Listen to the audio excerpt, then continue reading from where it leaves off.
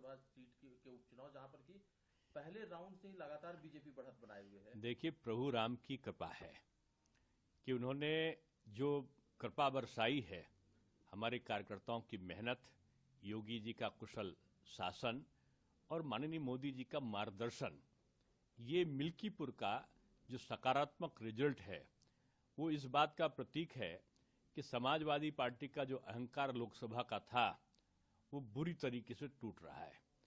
और वो एक चांस रहा होगा जिसमें अफवाहों के कारण तमाम क्षेत्र प्रभावित हुए थे। अब मिल्कीपुर ने जो वास्तविक कार्य है राम राज्य स्थापित करने का बीजेपी का, उसको स्वीकार किया है। और मैं समझता हूं कि समाजवादी पार्टी को बजाय वो कफन लाना और ये लाना, इसके हार को प्यार से लोकतांत्रिक परंपराओं के अनुसार स्वीकार करनी चाहिए और अपनी गलतियों का पुनर्अवलोकन करना चाहिए। और आप देखें, दिल्ली में अहंकार टूटा नहीं टूटा। दिल्ली में जैसे हमारे वहां उत्तर प्रदेश में तो लोग तख्ती लगाते थे जब कहीं से अपराध करने के बाद वापस आते थे कि अब योगी बाबा माफ करो। उनका दिल्ली में मैंने 3 नेताओं को देखा कि वो तख्ती लगाए थे और उसमें कहा था, दिल्ली की जनता मुझे माफ करो, मैं आपका गंदा कीचड़ वाला पानी आपको साफ नहीं दे पाया, आपका यमुना जी साफ नहीं कर पाया, आपकी सड़क नहीं बना पाया, आपका कूड़ा नहीं हटा पाया, अब की मुझे फिर माफ कर दो।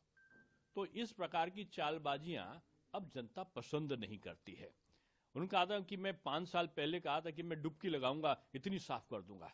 अब मुझको लगता है कि उनको तो अवसर नहीं मिला, लेकिन अब बीजेपी की सरकार बनके यमुना जी साफ होंगी, अच्छी सड़क बनेगी, कूड़ा का ढेर हटेगा और जो वहां पर जो अवस्थापना संबंधी सुविधाएं हैं कि साफ जल मिले, वो सब कुछ मिलेगा।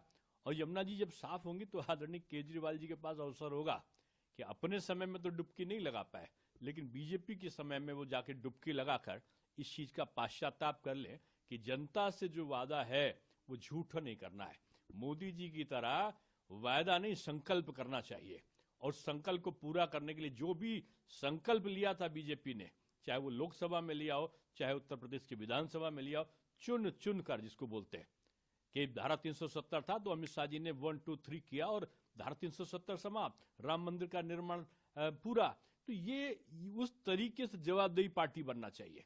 और मैं समझता हूं ये सबक है विपक्ष के लिए। हालांकि अब विपक्ष तो हिंदी जो था उसमें तो भिंडी बन गया और पता चला कि वो सब खो गए थे।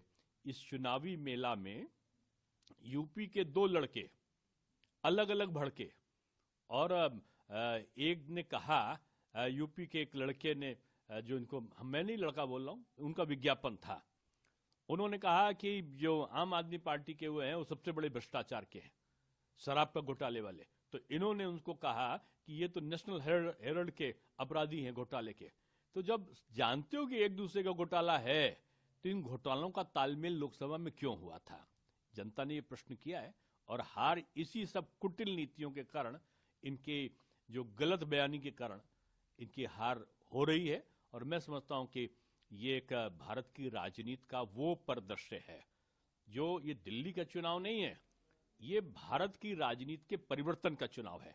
अब आप ये देखिएगा, अभी ये चिल्लाएंगे, 3 चीज करेंगे। अभी ये ईवीएम और प्रशासन को लेकर चिल्लाएंगे, ये एक दूसरे को चिल्लाएंगे और तीसरी बार फिर ये सब आपस में मिलने के लिए फिर दौड़ने लगेंगे। अब की पहले यूपीए बनाया, फिर इंडी गठबंधन बनाया, अब की और गठबंधन बनाने के लिए फिर दौड़ेंगे।